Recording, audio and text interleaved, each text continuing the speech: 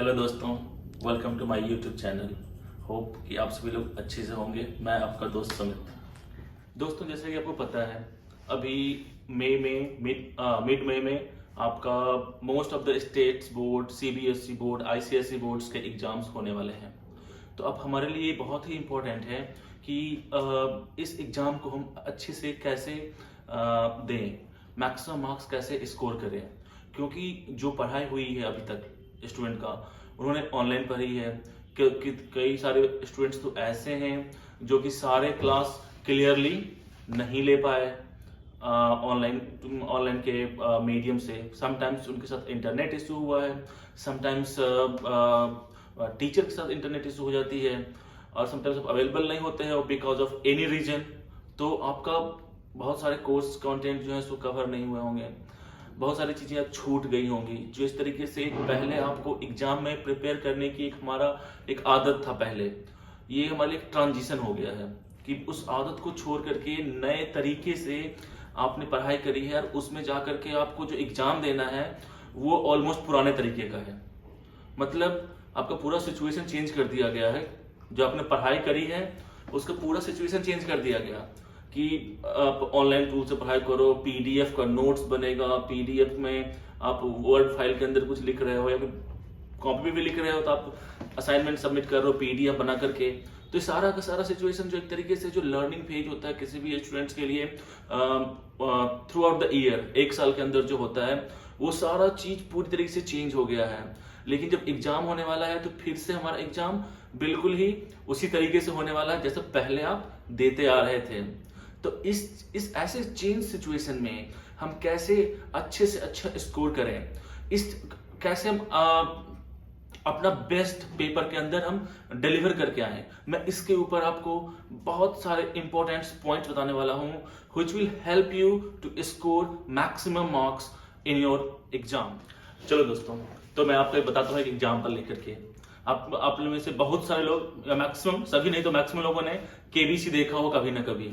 KBC में आपको एक चीज समझ में आया होगा, जो वहां तक पहुंचते हैं, जो फर्स्ट का जो क्लियर करके जाते हैं, ऑलमोस्ट सारे काफी इंटेलिजेंट होते हैं।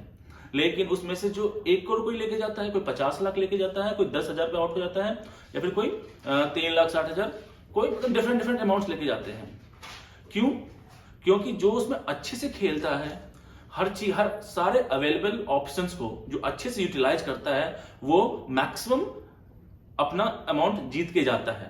तो जब आप वहां पे बैठा होता है कोई candidate, he is just utilising the best possible that he can do at that time. उस टाइम को जो मैक्सिमम पॉसिबल, जो बेस्ट पॉसिबल जो होना चाहिए, जो कर सकता है, वो जो करता है, वो अपने कह लो कि आप उसको ऑलरेडी जो जितना आता है चीजें, उसको जितने नॉलेज है उसके हिसाब से वो उतना मैक्सिमम जीत के जाता है। सिमिलरली आपका एग्जाम में भी यही होने वाला है। आप एग्जाम से एक दिन पहले तो पूरा प्रिपेयर करोगे, पूरी तैयारी करोगे, मेहनत करोगे।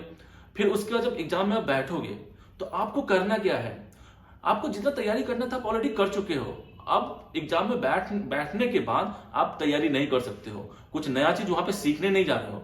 आपको जो आता है वो लिखना है। तो उसमें ध्यान क्या रखना है हमें लिखते हुए कि हमें मैक्सिमम मार्क्स स्कोर करें।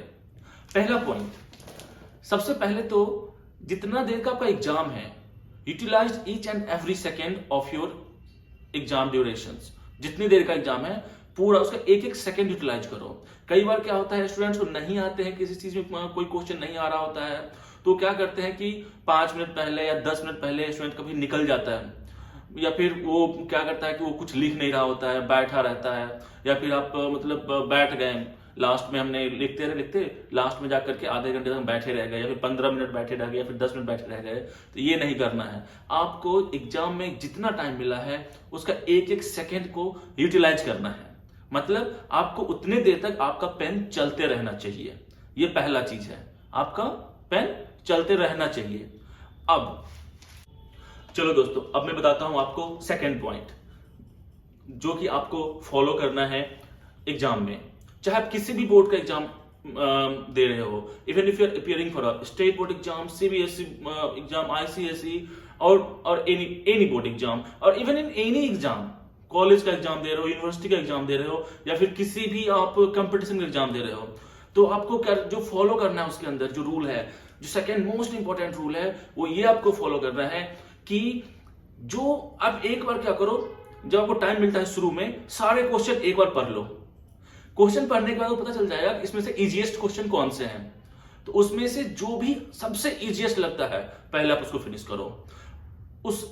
उसके बाद आप उसमें जो पहले तो जैसे कि आपने फॉर एग्जांपल 10 क्वेश्चन है, 10 क्वेश्चन में से आपको लगा क्या 4 क्वेश्चन तो बहुत ही आसान है, उसके बाद आपको लगता है क्या उसमें से जो 3 क्वेश्चन हैं वो थोड़े डिफिकल्ट टाइप के हैं, जो 4 क्वेश्चन आपके हैं उसे पहले करो और अच्छे से करो।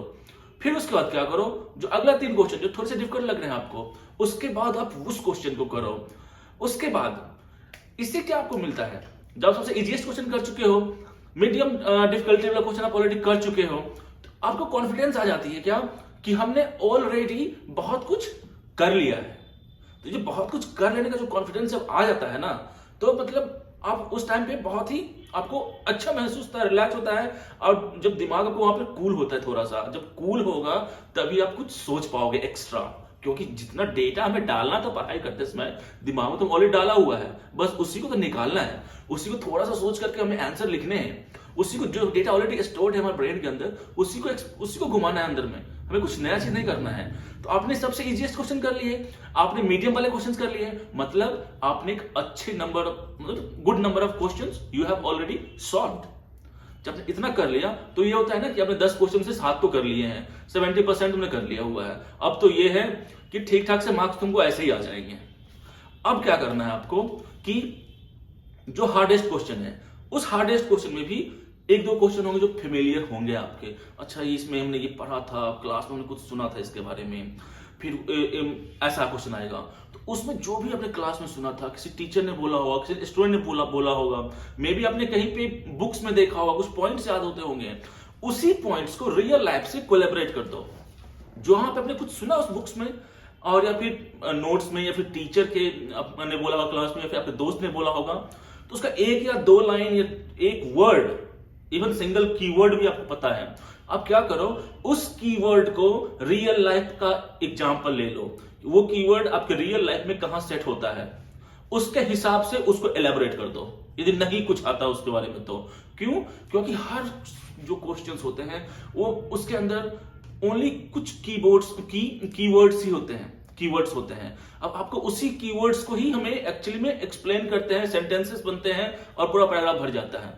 तब ये है कि आपको पूरा आंसर तो आता नहीं है, लेकिन आपको 1 या 2 कीवर्ड्स तो याद हैं, उस कीवर्ड्स को क्या करो रियल लाइफ से कोलैबोरेट करो और आप उसका आंसर लिख दो। This is how you can do the difficult question. देखो दोस्तों, यदि आप ये मेथड जो फॉलो करोगे, क्या एडवांटेजेस हैं वो तो मैंने आपको बता दिया, लेकिन नहीं फॉलो करोगे इस चीज को, डिसएडवांटेजेस क्या हो सकते हैं। फॉर एग्जांपल, आपने हार्डेस्ट क्वेश्चन को पहले ट्राई कर लिया, तो क्या होगा आपका उसमें से बहुत सारे टाइम, एक सिग्निफिकेंट अमाउंट ऑफ टाइम आपको उस हार्ड क्वेश्चन को ही आपको रिसर्च करने में, सोचने में, लिखने में चला जाएगा। फिर क्या होगा, जब significant amount of time already pass हो चुका है तो फिर आप देखोगे कितने क्वेश्चन हुए हैं, अरे क्वेश्चन तो कुछ हुए ही नहीं है अभी तक, तो उससे क्या होता है कि आपको इसका कॉन्फिडेंस वहां पे डाउन चला जाएगा, मतलब जो आता रहेगा आदमी वो भी वहां पे भूलने लगता है। तो इसलिए जो मैंने बताया आपको उस चीज को फॉलो करना एग्जाम के अंदर बहुत ही जरूरी है। यदि आप उसको फॉलो करते हैं आपको अच्छा स्कोर करने से कोई नहीं रोक सकता है। और यदि आपको कोई डाउट हो, कुछ भी हमसे पूछना चाहते हो, प्लीज कमेंट कीजिए।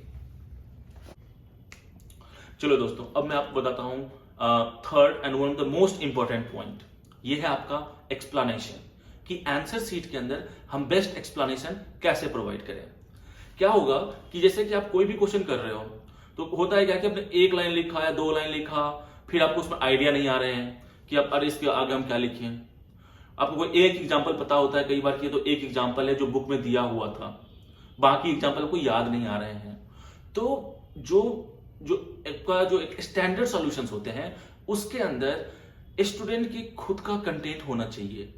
मतलब जो भी आप लिख रहे हो आप एक तो उसे अपने वर्ड्स में लिखो, जब चीजों को अपने वर्ड्स में लिखोगे, अपने तरीकों से समझ के लिखोगे तो ऑटोमेटिकली आपको 2 लाइन की 4 लाइन की हो जाएंगी। फिर उसका जो एग्जाम्पल होते हैं, अब भले अपने बुक का एग्जाम्पल एक याद है लेकिन रियल लाइफ में वही एग्जाम्पल आपको मिल जाएगा, चाहे कोई सा भी सब्जेक्ट क्यों ना हो, उस एग्जाम्पल को भी आप लिखो उसके अंदर। क्योंकि जो बुक में ऐसा नहीं है कि बस बुक के अंदर एक एग्जाम्पल दिया हुआ है, 2 एग्जाम्पल दिया हुआ, सारे एग्जाम्पल नहीं हो सकते, डाला जा सकता है बुक के अंदर। तो आपको जो रियल लाइफ में वो जो दिख रहा है उससे आप एग्जाम्पल लेकर के वहां पे लिखो। तो आप यदि आप उसके अंदर आप एग्जाम्पल लेके लिखते हो, रियल लाइफ एग्जाम्पल लिखते हो और आप उसके अंदर लिखते हो in your own words sentences जो, सो आप अपने शब्दों में बनाओ, बुक्स वाली लाइंस मत डालो और क्वेश्चन का एक्सप्लेनेशन लिखो, वो मार्क्स के अकॉर्डिंगली सफिशिएंटली एक्सप्लेन होने चाहिए। And you can achieve this by writing the answer in your own words only. चलो दोस्तों, अब मैं फोर्थ और लास्ट पॉइंट बता रहा हूं। अभी तक जितने पॉइंट्स मैंने बताए हैं उसमें तो ये है कि किसी स्टूडेंट्स को या तो वो एवरेज है या फिर कम आ रहा है, पूरे क्वेश्चन पेपर नहीं आ रहे हैं, थोड़ा सा परेशान है, तो वो कैसे मैक्सिमम स्कोर करे एग्जाम के अंदर।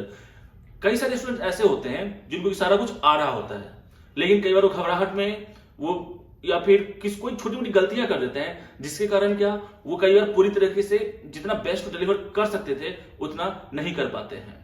तो इसका क्या सॉल्यूशन है, इस चीज से हम कैसे बचें? तो दोस्तों, इसका एक यही तरीका है कि जैसे भी आप क्वेश्चन आंसर लिखना शुरू कर रहे हो, मेक श्योर कि जो क्वेश्चन जितने मार्क्स का है उसी के हिसाब से एक्सप्लेन करो।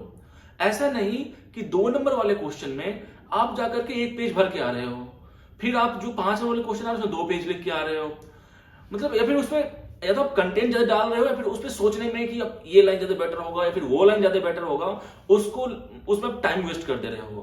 तो जो क्वेश्चन जितने मार्क्स का है, मार्क्स के हिसाब से ही उसका आंसर करो, उसी के हिसाब से उसका एक्सप्लेनेशन करो। ये जब इस हिसाब से उसका एक्सप्लेनेशन करोगे तो बहुत ही इजीली आप गिवन टाइम के अंदर पूरा पेपर अच्छे से लिख सकते हो। तो please make sure to follow this point while you are writing the paper in exam and you know answer for all the questions. So this is how you must follow in the exams.